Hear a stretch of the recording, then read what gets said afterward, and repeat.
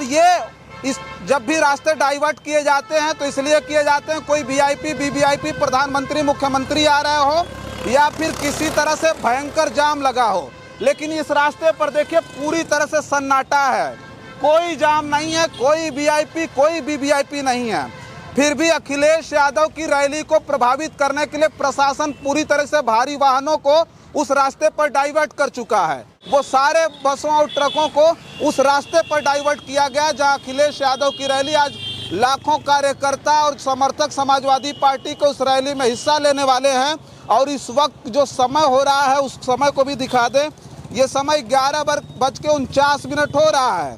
12:30 बजे अखिलेश यादव की रैली है और जिस मार्ग से उन समाजवादी पार्टी के समर्थकों और कार्यकर्ताओं को जाना था उस मार्ग को पूरी तरह से भारी वाहनों को उस रास्ते पर डाइवर्ट करके पूरा का पूरा जाम लगाने की कोशिश है, उस रैली को प्रभावित करने की कोशिश है, जिसे आप क्या कहेंगे।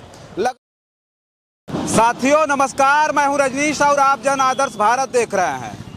इस वक्त हम अयोध्या फैजाबाद में हैं और अयोध्या फैजाबाद में जहां पर हम उपस्थित हैं ये जो मार्ग है वो रायबरेली बाईपास है।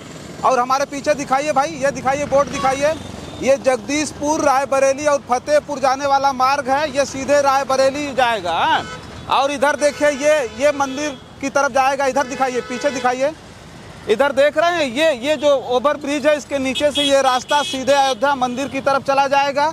इधर जो ये ओवर ब्रिज देख रहे हैं ये रास्ता सीधे लखनऊ की तरफ जाता है और इधर आप जाएंगे तो गोरखपुर निकल जाएंगे।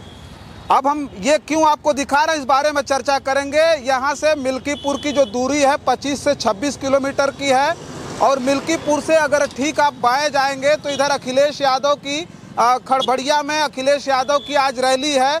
चूँकि आप मिल्कीपुर में उपचुनाव चल रहा है, इस बारे में अभी आप अच्छी तरह से जानते होंगे।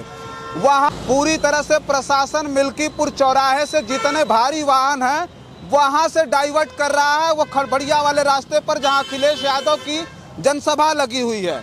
और ये जब भी रास्ते डाइवर्ट किए जाते हैं तो इसलिए किए जाते हैं कोई वीआईपी वीवीआईपी प्रधानमंत्री मुख्यमंत्री आ रहे हो या फिर किसी तरह से भयंकर जाम लगा हो। लेकिन इस रास्ते पर देखिए पूरी तरह से सन्नाटा है, कोई जाम नहीं है, कोई वीआईपी कोई वीवीआईपी नहीं है।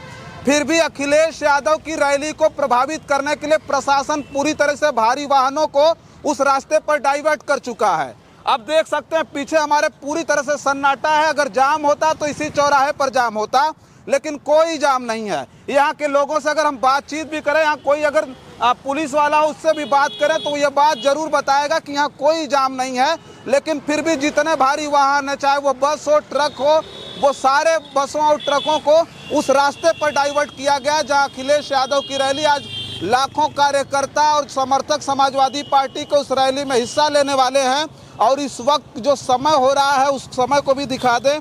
ये समय 11:49 हो रहा है। 12:30 बजे अखिलेश यादव की रैली है और जिस मार्ग से उन समाजवादी पार्टी के समर्थकों और कार्यकर्ताओं को जाना था उस मार्ग को पूरी तरह से भारी वाहनों को उस रास्ते पर डाइवर्ट करके पूरा का पूरा जाम लगाने की कोशिश है, उस रैली को प्रभावित करने की कोशिश है, जिसे आप क्या कहेंगे।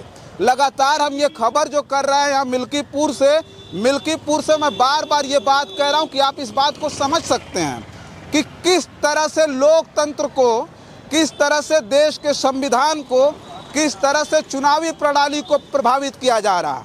यहाँ तो लगता है कि विपक्षी पार्टियों को प्रचार तक नहीं करने दिया जाएगा।